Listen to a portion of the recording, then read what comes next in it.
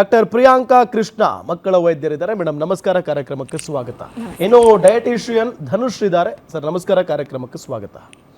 Yes madam, ಈ ಒಂದು ವರದಿ ಇದೆಯಲ್ಲ, ಇದು ಸಿಕ್ಕಾಪಟ್ಟೆ ಆತಂಕ ಮೂಡಿಸುವಂಥದ್ದು ಎಲ್ಲ ಪೋಷಕರಿಗೆ ಮತ್ತು ಮಕ್ಕಳಿಗೆ. ಅದರಲ್ಲೂ 8 ರಿಂದ 18 ವರ್ಷದ ಮಕ್ಕಳಿಗೆ ಅಂತ ಹೇಳಿ ವರದಿ ಬಂದಿರೋದು. ಯಾಕೆ ಮಕ್ಕಳಲ್ಲಿ ಹಾರ್ಟ್ ಅಟ್ಯಾಕ್ ಅನ್ನೋದು ಜಾಸ್ತಿ ಬರ್ತಾ ಇದೆ ಅಂತ? ಇವಾಗ ನೋಡಿದ್ರೆ ನಮ್ಮದು ಲೈಫ್ ಸ್ಟೈಲ್ಸ್ ಎಲ್ಲ ತುಂಬ ಚೇಂಜ್ ಆಗ್ತಾ ಬರ್ತಾ ಇದೆ over a period of 10-15 years. ಮುಂಚೆಯಿಂದನೂ ಜಂಕ್ ಇತ್ತು, ಇವಾಗಲೂ ಇದೆ. ಬಟ್ ದೆನ್ ಆಗಿರುವಷ್ಟು ಎಕ್ಸ್ಪೋಜರ್ ಟು ಜಂಕ್ ಅಂದರೆ ಮುಂಚಿನ ಕಾಲದಲ್ಲಿ ಇವಾಗ ಅಜ್ಜಿ ತಾತಂದ್ರೆಲ್ಲ ಕೇಳಿದ್ರೆ ದೇ ವಿಲ್ ಕೀಪ್ ಟೆಲಿಂಗ್, ನೀವೆಲ್ಲ ತಿಂದು ಬೆಳೆದಿಲ್ವಾ, ಅವ್ರಿಗೆ ಒಂದು ಚಾಕ್ಲೇಟ್ ಕೊಟ್ಟರೆ ಏನಾಗುತ್ತೆ. This is a very normal conversation ಮನೆಗಳಲ್ಲಿ ಆ್ಯಂಡ್ ನಾರ್ಮಲ್ ಕಿತ್ತಾಟ ಮನೆಗಳಲ್ಲಿ. ಬಟ್ ದ ಪ್ರಾಬ್ಲಮ್ ಇಸ್ ಅವಾಗ ಎಕ್ಸ್ಪೋಜರ್ ಹೇಗಿತ್ತು ಅಂದರೆ ತಿಂಗಳಿಗೊಂದು 2 ತಿಂಗಳಿಗೊಂದು ಸಿಗ್ತಾ ಇತ್ತು ಕೈಗೆ ಮಕ್ಕಳಿಗೆ ಜಂಕ್ ಅನ್ನೋದು. ಈಗ it is everyday lifestyle food, ಬಾಕ್ಸ್ಗೆ ಅಥವಾ ಈವನ್ ಬ್ರೇಕ್ಫಾಸ್ಟ್ಗೆ.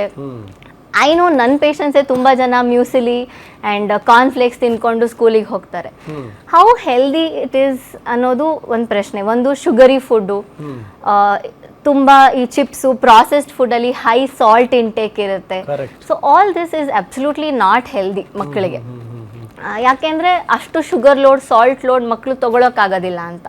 ಸೊ ಈ life style changes and more than that ಇವಾಗ ಸ್ಕ್ರೀನ್ ಟೈಮ್ ಜಾಸ್ತಿ ಆಗ್ತಾ ಇದೆ, ಫಿಸಿಕಲ್ ಆಕ್ಟಿವಿಟಿ ಕಡಿಮೆ ಆಗ್ತಾ ಇರ್ತಾ ಬಿಕಾಸ್ ಸ್ಕೂಲ್ ಟೈಮ್ ಜಾಸ್ತಿ ಆಗ್ತಾ ಇದೆ. So all this is also a reason.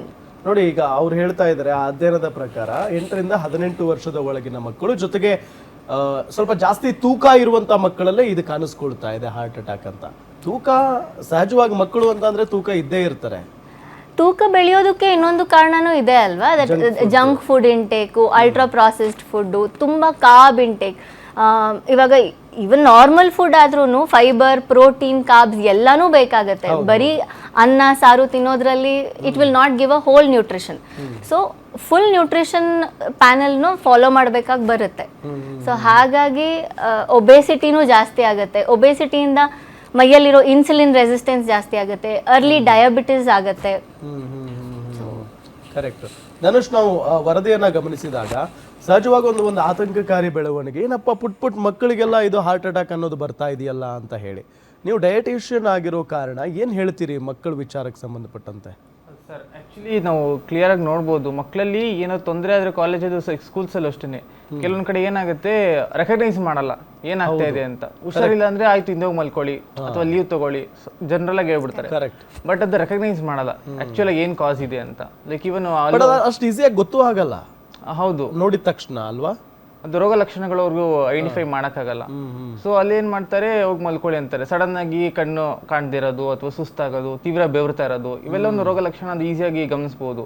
ಆದ್ರೆ ಏನಾಗುತ್ತೆ, ಮನೆಯಿಂದಾನೇ ಸ್ಟಾರ್ಟ್ ಆಗುತ್ತೆ ಇವೆಲ್ಲ. ಆಕ್ಚುಲಿ ಫ್ಯಾಮಿಲಿನೂ ಏನ್ ತಿನ್ಬೇಕು ಅಂತ ಒಂದು ಇನ್ಫಾರ್ಮೇಶನ್ ಕೊಡೋದಾಗ್ಲಿ, ಅದ್ರ ಬಗ್ಗೆ ತಿಳಿಸೋದಾಗ್ಲಿ ಮಾಡಿದ್ರೆ ಅವ್ರಿಗೆ ಒಂದು ಐಡಿಯಾ ಇರುತ್ತೆ. ಇಲ್ಲ ಅಂದ್ರೆ ಸ್ಟಾರ್ಟಿಂಗ್ ಏನು ಅವರೆಲ್ಲ ಆಲ್ಮೋಸ್ಟ್ ಇವಾಗೆಲ್ಲ ಟೆಕ್ನಾಲಜಿ. ಹೌದು, ಯಾರು ಪ್ರಾಬ್ಲಮ್ ಬಂದ್ರೆ ಚಾಟ್ ಜಿಪಿಟಿ ತಗೊಂಡ್ಬಿಡ್ತಾರೆ. It's common thing. ಅದಕ್ಕೋಸ್ಕರ ಅಟ್ಲೀಸ್ಟ್ ಫ್ಯಾಮಿಲಿಲಿ ಅವರು ಒಂದು ಚೇಂಜ್ ಆದ್ರೆ ಮಕ್ಕಳು ಕೂಡ ಸೇಮ್ ಫಾಲೋ ಮಾಡ್ತಾರೆ, ಎಸ್ಪೆಷಲಿ ಫಿಸಿಕಲ್ ಆಕ್ಟಿವಿಟೀಸ್. ಸೊ ನಾವು ಇತ್ತೀಚಿನ ದಿನಗಳಲ್ಲಿ ಲೈಫ್ ಸ್ಟೈಲ್ ನೋಡಿದ್ರೆ ಆಲ್ಮೋಸ್ಟ್ ಮಕ್ಕಳು ರಾತ್ರಿ 12-1 ಗಂಟೆವರೆಗೂ ಮೊಬೈಲ್ ಫೋನ್ ಯೂಸ್ ಮಾಡ್ತಾರೆ, ಟಿವಿ ನೋಡ್ಕೊಂಡು ಕೂತಿರ್ತಾರೆ, ಅತಿ ಹೆಚ್ಚಾಗಿ ಜಂಕ್ ಫುಡ್ ಸೇವನೆ ಮಾಡ್ತಾರೆ. ಸೊ ಈ ರೀತಿಯಾದಂಥ ಬದುಕು ಎಲ್ಲೋ ಒಂದು ಕಡೆ ನಮ್ಮ ಬದುಕು ನಾಶಕ್ಕೆ ಕಾರಣ ಆಗ್ತಾ ಇದೆಯಾ ಅಂತ ಡಾಕ್ಟರ್? ಸ್ಲೀಪ್ ಸೈಕಲ್ ಅನ್ನೋದು ಮಕ್ಕಳ ಬೆಳವಣಿಗೆಗೆ ಇಟ್ಸ್ ವೆರಿ ಇಂಪಾರ್ಟೆಂಟ್. ಅಂದರೆ ಒಂದು ರೊಟೀನ್ ಸೆಟ್ ಆಗಬೇಕು. ಹೌದು, ರಾತ್ರಿ ಹೊತ್ತೆ ಬಾಡಿಯಲ್ಲಿ ಗ್ರೋತ್ ಹಾರ್ಮೋನ್ ಅನ್ನೋದು it will be produced at it's best effect ಅಂತ ಹೇಳ್ತೀವಿ. ಸೊ ಆ ಟೈಮಲ್ಲಿ ಮಕ್ಕಳು ಡೀಪ್ ಸ್ಲೀಪಲ್ಲಿ ಇರಬೇಕಾಗತ್ತೆ. ಇದು ಎನಿವೇರ್ ಬಿಟ್ವೀನ್ 12 ರಿಂದ 3 ಗಂಟೆ ಅಂತ ಡೀಪ್ ಸ್ಲೀಪ್ ಟೈಮ್. ಈ ನಡುವೆ ಮಕ್ಕಳು ಮಲಗಕ್ಕೆ ಸ್ಟಾರ್ಟ್ ಮಾಡೋದೇ 11:30, 12:30 ಮೇಲೆ ಮಲಗ್ತಾರೆ. ಹಾಗಿದ್ದಾಗ ಆ ಗ್ರೋತ್ ಹಾರ್ಮೋನ್ ಪ್ರೊಡ್ಯೂಸ್ ಆಗೋದೇ ಇಟ್ ವಿಲ್ ಆಲ್ಟರ್.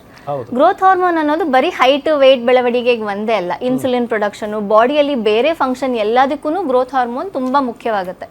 ಸೊ ಹಾಗಾಗಿ insulin resistance one of the most important reasons. ಅದರಿಂದಾನೇ ಕೊಲೆಸ್ಟ್ರಾಲ್, ಲಿಪಿಡ್ ಪ್ರೊಫೈಲ್ ಇದೆಲ್ಲಾನು ಚೇಂಜ್ ಆಗುತ್ತೆ. ಸೊ ಹಾಗಾಗಿ ಹಾರ್ಟ್ ಅಟ್ಯಾಕ್ಸ್ಗೆ ಪ್ರೀ ಎಕ್ಸಿಸ್ಟಿಂಗ್ ಫೀಚರ್ಸ್ ಅಲ್ಲಿ ಇದು ಒಂದಾಗುತ್ತೆ. ಸೊ ಅಥೆರೋಸ್ಕ್ಲೆರೋಟಿಕ್ ಚೇಂಜಸ್ ಅಂತ ಹೇಳ್ತೀವಿ.